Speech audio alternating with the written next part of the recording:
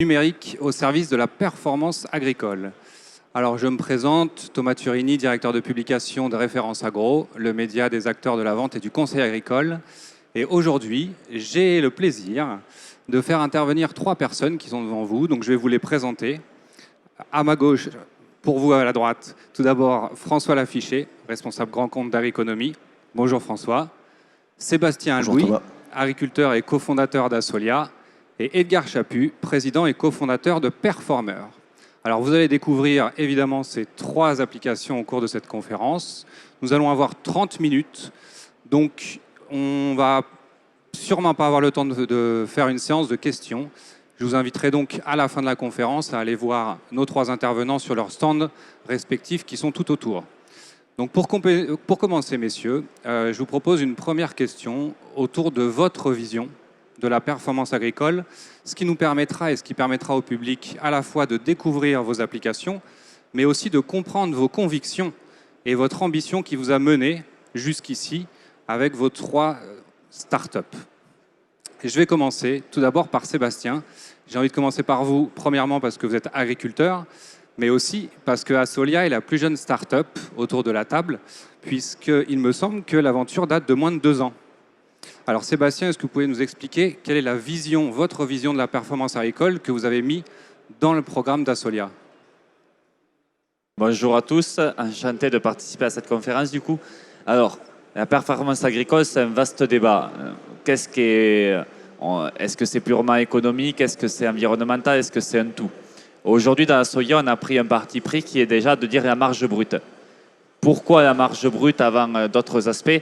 Parce que déjà, s'il n'y a pas de marge brute, il ne peut pas y avoir de bonne marge nette et peut rien y avoir. Et s'il n'y a pas d'entreprise et d'exploitation pérenne dans le temps, il n'y aura pas de biodiversité. Sans agriculture, il ne peut pas y avoir de biodiversité. Donc, c'est le parti pris. Aujourd'hui, Asolia, en fait, c'est un simulateur qui permet à répondre à une question simple. Qu'est-ce que je sème cette année, mais aussi jusqu'aux 7 prochaines années? Alors, les agriculteurs n'ont pas attendu Asolia pour participer à ce choix. Ils le font depuis des années. Mon père, mon grand-père le faisaient déjà. Sauf que les champs augmentent, les contraintes, qu'elles soient réglementaires, sont de plus en plus là. Le changement climatique arrive, il faut s'y adapter. Et donc, en fait, on est obligé de repenser nos assolements et de les inscrire dans le temps. Et l'assolement, plus il est diversifié, mieux est la biodiversité. C'est pour ça que la PAC nous oblige à avoir maintenant des assolements diversifiés. Et quant à la rotation, c'est un des derniers leviers agro qui, pour moi, nous reste et qui est puissant et qui nous permet, du coup, d'améliorer l'impact carbone. Mais aussi, on voit que des rotations, toute la biblio dit qu'il peut y avoir jusqu'à moins 50% de produits phyto utilisés parce qu'on va mieux maîtriser les risques de maladies. Donc, tout ça, ça a des impacts. Et notre parti pris qui est de dire que le technicien qui va en cours de ferme, il est challengé uniquement sur l'aspect marge brute. Et les semences qui vendent, et les appros qui vendent, et la récolte qui va acheter derrière, peut-être par outil type Performer ou autre. Mais du coup, c'est un peu ça. Donc, il est challengé là-dessus. Donc, déjà, on s'arrête aujourd'hui à la marge brute. Et demain, on voudrait avoir d'autres modules que sont IFT à matière organique des sols. Et donc, à Soya, mettons, on souhaite une bonne marge brute, mais la meilleure marge brute dans une matière organique qui irait en augmentant chaque année. Donc, ça serait de la double performance. Mais aujourd'hui, la première est à Vita, et je reviendrai, je pense, tout à l'heure, sans économie, pas d'agriculture, pas de start-up, pas d'environnement, pas de vie dans nos territoires. Merci Sébastien, c'est simple et basique, comme dirait l'autre. Edgar, maintenant, à vous, Performer existe depuis 5 ans, avec 20 000 agriculteurs et 40 distributeurs, je crois. Alors, votre application, en quoi est-ce qu'elle participe à la performance agricole de vos clients? Oui, bonjour à tous. Donc Performer, pour ceux qui ne nous connaissent pas, c'est une application qui aide effectivement près de 20 000 agriculteurs à vendre leurs récoltes au bon prix. Donc concrètement, l'agriculteur va pouvoir suivre les prix de sa coopérative ou de son négoce en temps réel depuis son téléphone, être alerté quand son prix objectif est atteint et puis pouvoir vendre en un clic quand le prix lui convient. Donc dans un contexte qui est aussi volatile que ce qu'on connaît depuis maintenant quelques mois, avec des marchés des céréales qui s'emballent, on comprend assez bien pourquoi et comment une solution numérique comme Performer vient contribuer à la performance économique. Mais il y a deux aspects, moi, qui me paraissent également importants quand on parle de numérique au service de la performance. Un premier aspect qui est le confort apporté à l'agriculteur. Donc concrètement, on a tous les jours, nous, des agriculteurs qui tout simplement trouvent que c'est plus agréable, c'est plus confortable d'ouvrir son application mobile pour savoir le prix qui est proposé par sa coopérative ou son négoce plutôt que de devoir déranger un technicien ou rentrer à la maison pour voir le prix qui est proposé sur l'extranet. Et puis un second point, qui est le contrôle et la maîtrise qui est offerte par la technologie. C'est-à-dire que l'intérêt de la technologie, c'est de donner accès à de l'information, à du savoir-faire. Donc si je prends un autre niveau, un agriculteur qui utilise Perfarmer, il va pouvoir utiliser notre simulateur de risque pour voir si son prix objectif a déjà été atteint ou pas au cours des 5 dernières campagnes, définir un prix qui lui convient et être alerté du coup le moment venu pour pouvoir sécuriser le résultat de sa ferme. Donc cette notion de contrôle et de maîtrise aujourd'hui sur la ferme, elle est cruciale et elle est aussi permise par le numérique. Merci Edgar. Donc sécuriser et simplifier avec une ergonomie, on y reviendra tout à l'heure, la vente de céréales. Pour finir le tour de table, François Laffiché, je vais maintenant vous poser la question. Agriconomie existe depuis bientôt 10 ans et affiche 50 000 agriculteurs satisfaits, je crois. Alors, quelles sont les clés de performance que vous donnez à vos clients ? Alors effectivement, pour moi, Agriconomie et puis le numérique de façon plus générale doit s'appuyer sur 3 leviers pour aider à la performance agricole. Pour moi, le premier, c'est l'information. Le deuxième, c'est la transparence. Et le troisième, c'est l'autonomie. L'information, pourquoi ? Parce qu'aujourd'hui, c'est vrai que, comme l'a dit Edgar, les marchés évoluent énormément. Et le problème, c'est qu'on n'a plus de repères, de références historiques pour pouvoir se positionner sur le marché en se disant oui, effectivement, c'est un bon prix, c'est un mauvais prix. Aujourd'hui, la solution azotée a tellement évolué, par exemple, sur les achats, qu'on n'est plus capable de dire si historiquement c'est un bon prix ou pas. Donc pour moi, l'information est essentielle. Et le numérique permet de centraliser l'information et de la diffuser au plus grand nombre. Donc ça, c'est le premier levier. Le deuxième, pour moi, c'est la transparence. Aujourd'hui, c'est pour moi pas possible de piloter la performance de l'agriculture, de la ferme, sans avoir une transparence sur les prix. Aujourd'hui, c'est important de connaître le prix d'achat, de connaître le prix de vente, et que ce prix soit transparent au niveau de l'agriculteur et au niveau du distributeur. Et le troisième, c'est l'autonomie. Et pareil, je pense que le numérique a un gros rôle à jouer pour redonner de l'autonomie à la ferme, à l'agriculteur, puisque finalement, le numérique va aider l'agriculteur à prendre les bonnes décisions au bon moment. Mais par contre, ce qui est important de garder à l'esprit, c'est que le numérique ne doit pas retomber dans l'ancien système, qui était un système qui pouvait tendre vers le côté donneur d'ordre. Donc pour moi, le numérique doit redonner les clés de l'information sans pour autant être donneur d'ordre. Merci François. Donc on voit bien à travers ce tour de table l'ensemble de ce que vous apportez au niveau de la performance, donc que ce soit les prévisions, l'anticipation, l'autonomie. Et encore, j'imagine qu'on n'a pas brossé l'ensemble des atouts du numérique. À ce propos, en tant que start-up spécialisée, là j'en profite, est-ce que vous pourriez nous dire chacun, est-ce que l'attrait du secteur agricole pour vos solutions et en général pour l'innovation numérique a évolué et où est-ce qu'on en est aujourd'hui ? Sébastien, on va commencer par vous. Alors, étant donné que je suis plus jeune que mes 2 compères, je ne parlerai pas trop du coup de l'aspect avant. Enfin, nous, certes, il y a des freins parce que le monde agricole est plutôt habitué à payer avec un an de retard, que ce soit du coup les appros qui sont payés plutôt un an de retard, alors que quand on est un environnement start-up, on a plutôt un an d'avance. Enfin, nous, on a eu la chance d'avoir un premier partenaire qui a été Arteris, qui a accepté du coup à nous acheter l'idée pour une preuve de concept sur un diapo. Et ça a été très compliqué à trouver ce premier partenaire qui a dit « Ok, je crois en vous, vous avez besoin d'un peu d'argent ». La BPI est venue, Arteris est venu sur une diapo et ça n'a pas été neutre. Et aujourd'hui, c'est grâce à ça que la Soya a pu exister et tout ça. Sans ça, ça aurait été impossible. Donc, il y a cette premier frein et il y a aussi un second frein que j'ai un peu dit tout à l'heure, c'est-à-dire que le monde agricole français doit dégager de la valeur. Quand c'est très difficile, j'ai l'impression que ils ne veulent pas l'ensemble des agriculteurs ou des acteurs sont plutôt dans une réflexion de limitation de budget. C'est-à-dire qu'ils vont tester un OAD, ils vont tester une solution chaque année parce qu'ils n'ont pas trop les solutions. Par contre, si ça marche, ils vont la conserver et ils vont y aller donc, sur une autre. Donc, ce n'est pas forcément une limitation d'action, mais plutôt une limitation à l'entrée. Quand vous entendez des agriculteurs qui ne gagnent pas bien leur vie, des modèles de coop ou de négoce qui sont aussi pas mal basés sur la collecte. Et quand vous avez des aléas climatiques, des mauvaises collectes derrière, donc du coup qui met en difficulté et que vous arrivez avec des projets de innovation qui demandent aussi du coup un investissement qui soit humain ou financier, c'est des freins. Et tous ces freins-là, je pense qu'on les ressent, on peut les traduire d'une différente façon, mais pour moi, c'est avant tout des freins financiers qui se déduisent, qui arrivent du coup à devenir des freins de moyens. Je crois pas je pense que le virage, tout le monde est prêt à le prendre. C'est juste, est-ce qu'on a vraiment les moyens et la bande passante pour pouvoir reprendre? François, vous confirmez sur l'évolution pour le coup depuis 10 ans?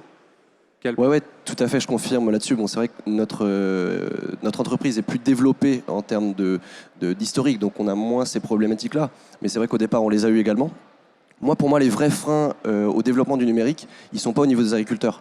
Aujourd'hui, les agriculteurs, au contraire, sont ouverts à l'innovation, sont plutôt intéressés par les nouvelles technologies. Pour moi, les freins, ils se situent plutôt au niveau de tous les acteurs qui gravitent autour du milieu agricole, que ce soit en amont ou en aval. Et finalement, alors, ce qui peut être compréhensible, hein, l'innovation aujourd'hui, ça demande de l'agilité et ça demande de la remise en question. Et aujourd'hui, il y a beaucoup d'acteurs liés à ce milieu-là qui n'étaient pas forcément prêts à avoir cette agilité et à cette remise en question. Bon, les choses sont en train d'évoluer, hein. C'est vrai que ça bouge beaucoup avec tout ce qui se fait sur la ferme digitale et ailleurs. Mais on sent que ça a pris du temps à effectivement être accepté en tant que start-up, en tant qu'entreprise du numérique. Et aujourd'hui, c'est vrai qu'on se sent de plus en plus accepté, écouté, et les acteurs d'ailleurs s'y mettent aussi, quoi. Le numérique n'est pas simplement aujourd'hui réservé aux startups, mais à tous les autres acteurs du monde de la distribution. Edgar, votre vision à vous, est-ce qu'on est gaulois réfractaire ou pas là-dessus? Non, je pense qu'il y a une vraie évolution et une accélération de l'adoption des solutions. Je pense qu'elle est encore plus marquée d'ailleurs depuis le Covid, avec des agriculteurs qui sont plutôt plus en avance que leurs partenaires. Là, je rejoins François. Après, c'est un écosystème qui est en train de se construire, donc il y a des ajustements à faire. À deux niveaux, pour moi, effectivement, côté partenaire, il y a une éducation en fait, qui est à faire, clairement, des formations sur ce qu'est la technologie. Je pense qu'il y a une vraie méconnaissance de la technologie, de l'importance des usages par rapport à de la fonctionnalité pure. Il y a une éducation à faire sur ce que ça veut dire travailler avec des startups. Aujourd'hui, il y a encore peu d'exemples de grands groupes, grands partenaires du secteur qui ont été capables de mettre en place des partenariats qui ont servi d'accélérateur à des startups. Et nous, concrètement, on est encore dans des démarches avec des coopératives à qui on doit expliquer que non, leurs équipes informatiques ne sont pas équipées, ne sont pas formées pour faire du développement d'applications mobiles, ou qu'il ne suffit pas de demander au petit cousin qui est étudiant en informatique de faire une copie de Performer pour répondre à la demande des agriculteurs. Ça c'est en train de diminuer, mais ça reste quand même une réalité. Et après, il y a quand même des responsabilités côté start-up et côté numérique, puisqu'en fait, ça marchera que si on apporte de la valeur aux utilisateurs et aux agriculteurs. Et là encore, il y a des questions de maturité de l'écosystème. Tant qu'on n'est pas bien clair sur quels usages on va identifier, auxquels besoins on va répondre, le pari ne sera pas complètement relevé. Et je reviens sur la notion d'usage, très présent justement en numérique. Est-ce que ce terme-là n'est pas justement difficile à comprendre quand on n'est pas du secteur du numérique, la notion d'usage? Est-ce que tous vos clients ou prospects le comprennent? Non, là, je vais répondre pour vous. Non, la plupart ne le comprennent pas. Ce qui n'est pas très grave. C'est-à-dire que moi, je considère que c'est aussi la responsabilité des startups potentiellement d'éduquer, de former et d'expliquer les choses à... Là, si je prends l'exemple, nous, de partenaires, de coopératives, de négoce, ce n'est pas le métier de la coopérative ou du négoce de savoir ce qu'est le numérique. Par contre, la responsabilité aujourd'hui de ces gens-là, c'est de comprendre les besoins et les attentes des agriculteurs, qui clairement sont un peu plus en avance que ces acteurs-là sur ces questions-là, et de s'appuyer sur des partenaires, donc de comprendre justement quel est le métier de chacun, et d'arriver à construire des relations qui sont un peu plus saines et durables que simplement « qu'est-ce que tu fais ? J'ai cru comprendre un truc, donc je vais essayer de prendre un raccourci » qui ne mène pas à grand-chose et qui souvent fait juste perdre 2, 3, 4 ans et dégrade un peu la qualité de l'écosystème. Donc expliquer, non, je considère nous que ça fait partie de notre métier. Et pour être très clair, quand on déploie, nous, donc aujourd'hui, il y a plus de 40 coopératives et négoces qui utilisent Perfarmer. on passe beaucoup de temps aujourd'hui à expliquer des solutions qui ne sont même pas directement liées à Perfarmer, mais du Excel, du Google Sheet. Et c'est pas grave, je considère que ça fait partie de nous, de notre métier. Le point, par contre, essentiel, c'est est-ce que ces coopératives, ces négoces, pour parler d'eux, mais c'est la même chose au niveau des centres de gestion ou chambres d'agriculture, ou ont envie profondément de travailler avec des acteurs comme nous, comme je dis là au sens large, hein, pour répondre à ces demandes. Sébastien ou François, sur la notion d'usage, il y a une pédagogie à faire, vous la faites vous aussi au quotidien? Bah, c'est vrai on a du mal à identifier chez notre interlocuteur quel niveau de maturité il a par rapport au numérique. Et c'est vrai que ça peut être compliqué de se dire, et l'interlocuteur a du mal à être honnête par rapport à son utilisation du numérique. Est-ce qu'effectivement il maîtrise très bien les outils, pas très bien? Et finalement, il faut adapter son discours à la personne qu'on a en face. Et ça, c'est un peu compliqué parce qu'on a du mal à comprendre le niveau effectivement de qualité d'usage qu'a l'utilisateur. Donc c'est plutôt là où finalement, si l'interlocuteur est très transparent par rapport à son niveau d'utilisation du numérique, on peut l'accompagner, on peut l'aider, on peut prendre un peu plus de temps. Mais la difficulté, c'est de savoir où il en est par rapport au numérique. C'est plutôt ça, ouais. Sébastien, vous confirmez? Je pense que mes deux collègues ont à peu près résumé toute la situation. Et donc, c'est aussi un peu, voilà, c'est à nous de nous adapter et c'est à nous de proposer et d'accompagner, c'est tout. Mais après, le monde évolue, les gens sont de plus en plus autonomes et à l'aise. Je ne suis pas inquiet sur l'usage, il viendra. On parle de compréhension. J'ai un petit truc à rajouter. C'est vrai que ce qui est intéressant avec tout l'univers du numérique qu'il y a autour de la ferme digitale, c'est que finalement, on s'entraide un petit peu tous entre nous, puisque finalement, on forme tous indépendamment nos différents clients interlocuteurs à l'utilisation du numérique. Donc tout ce que nous, et tout ce qu'on va dire, tout ce qu'on va aider les clients à se développer sur le numérique, bah, finalement, ça va pouvoir permettre à Sébastien, à Edgar, d'échanger plus rapidement avec les clients. Et donc finalement, on tire tous ce bénéfice à prendre du temps à expliquer aux équipes comment fonctionne le numérique et vers où on veut aller vers le numérique. Et on parle de compréhension de métier. Est-ce qu'au final, vous réduire à des experts du numérique, c'est pas mettre de côté tout un champ de compétences et d'intervention que vous pourriez avoir auprès de vos clients? Est-ce que votre domaine d'expertise n'est pas au-delà du numérique? François, et puis après Sébastien et Edgar. Effectivement, le numérique, c'est un domaine d'expertise que l'on a. Mais si aujourd'hui on se nomme expert du numérique, on n'apporte pas forcément une plus-value à l'agriculteur. Lui, ce qu'il veut, c'est du concret pour sa ferme. Nous, aujourd'hui, à Agriconomie, on est expert en approvisionnement agricole. L'idée, c'est d'aider nos agriculteurs à acheter au bon moment et au meilleur prix.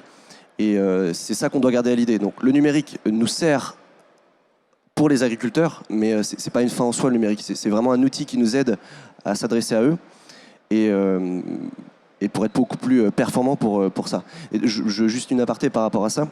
Le numérique, on l'utilise aussi en interne. Aujourd'hui, par exemple, on l'utilise pour notre service logistique. On est capable de livrer sur toute la France en 24 heures. Et ça, c'est le numérique qui nous l'a permis.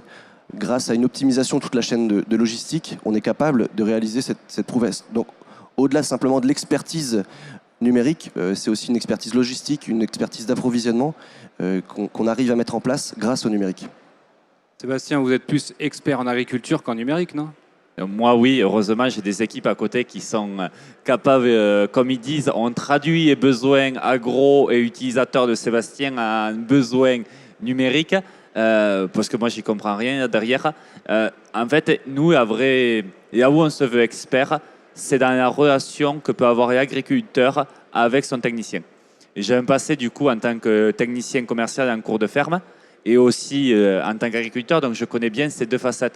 Et en fait, dans notre schéma agricole français, le TC, comme on l'appelle, est un des piliers de la France. C'est-à-dire du modèle agricole français, c'est lui qui est au quotidien aux côtés de l'agriculteur.